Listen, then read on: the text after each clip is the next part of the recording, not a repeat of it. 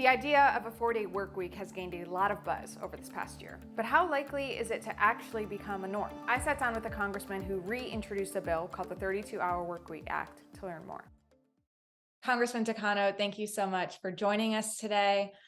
Can you start by explaining the 32 Hour Workweek Act for those who may be unfamiliar with it? The federal legislation that I have submitted to be considered is known as the 32 Hour Workweek Act. It would simply amend the Fair Labor Standards Act, which is the original law that established the 40-hour work week way back in the 1930s. And it's the overtime section of the bill that I'm amending, which says you have, right now, you and I have the right, if we are subject to the law, to earn overtime after 40 hours a week. I'm simply saying that people have a right to work, a right to overtime pay after 32 hours. And that's if you're subject to the law. And you reintroduced this bill in March. Have there been any updates or progress since then? There's three major things that I think have happened. One, there's been more published information about pilot projects out there. 4-Day Global is sort of connected to the different pilot projects that are happening in the private sector. And recently, another study came out, and that's not just a study, it's actually a voluntary experiment with several private sector companies. And what they found is consistent with what previous pilot projects have shown, which is that the companies that voluntarily tried to do this found that productivity did not suffer. They got the same amount of work done that they got with the 40-hour work week in 32 hours. They found that employees on balance were happier, less stressed, and that they're eager to continue the experiment that they started. And so there's more and more sort of confirming evidence that the 32-hour work week is, happening. People are already enjoying the benefits of it, and more people want to be included. The other thing that's happened is that we've seen state legislatures such as Pennsylvania, even California, who are introducing various forms of the 32-hour work week. One legislator in Pennsylvania has introduced a bill that would require employers over 500 employees to reduce the work hours of 32 hours, but not reduce the pay. And so I realize this is going to be controversial in many areas, but it's an idea that's catching hold. So those are two main areas, but there's another area. Actually, I'm going to mention two more things. Since I've reintroduced the law, what's come into play is artificial intelligence.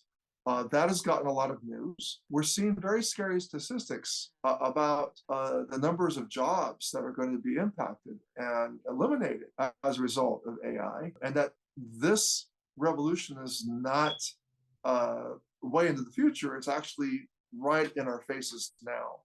I believe that there's a connection between AI and the shorter work week. I was actually watched Sam Altman, as you know, who is part of ChatGPT, one of the leaders in that space, address members of Congress in a question and answer session. And one of my colleagues voiced the concern about a permanent underclass of Americans being created who don't want to work very hard. And Mr. Altman's response to that member of Congress was, well, I'm not really concerned about that, because that's the whole point of AI, is to make work less burdensome. Too much of the meaning we ascribe to our own lives involves the work that we do. So I don't think work is going to be eliminated, but I think it's very possible that the total amount of work that we need to do to get everything done, to put food on the table, to make sure that we all have clothes, and make sure that we have houses, etc., may very well mean that people, on balance, don't need to work 40 hours a week.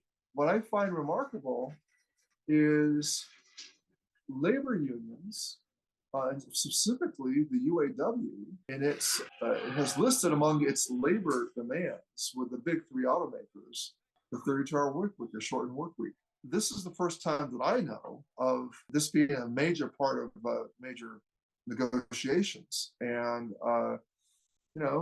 my speculation is if uh, some form of the 32-hour work week becomes serious in these negotiations. But it's a significant that it's part of contract negotiations that people are bringing it up. And I talk about the 32-hour work week being a big step forward for the advancement of the happiness of humankind, a new global norm being set. Uh, and I think momentum is building, and I think it's evidenced by the fact that we have major labor negotiations, including the 32-hour work week as part of the demand.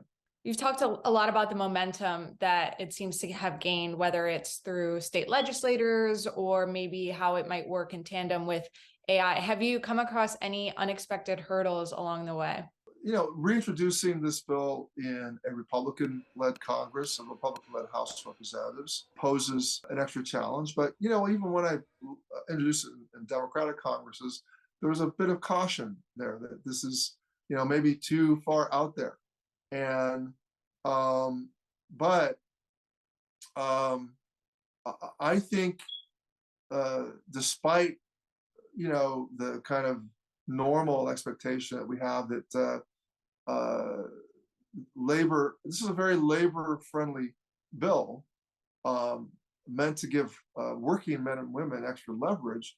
That's something that we wouldn't expect a Republican-led House of Representatives to actually exactly champion and make a lot of room for.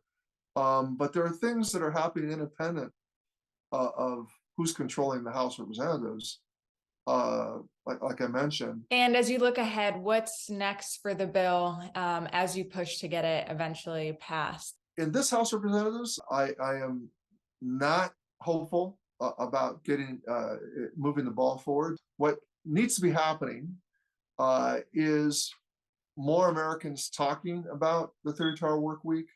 There needs to be more evidence that for politicians to see that citizens care about it, and that means if they read about it in emails that come to their office, phone calls into the office, the topic raised at town halls across the country, people asking questions, whether it's federal level elected official or a state or local official, people asking questions about it. The more that it's talked about, the more that this idea is going to become normalized. And my hope is that maybe in the next Congress, we're able to get a congressional hearing on the topic, and to turn the conversation into how can we get this done.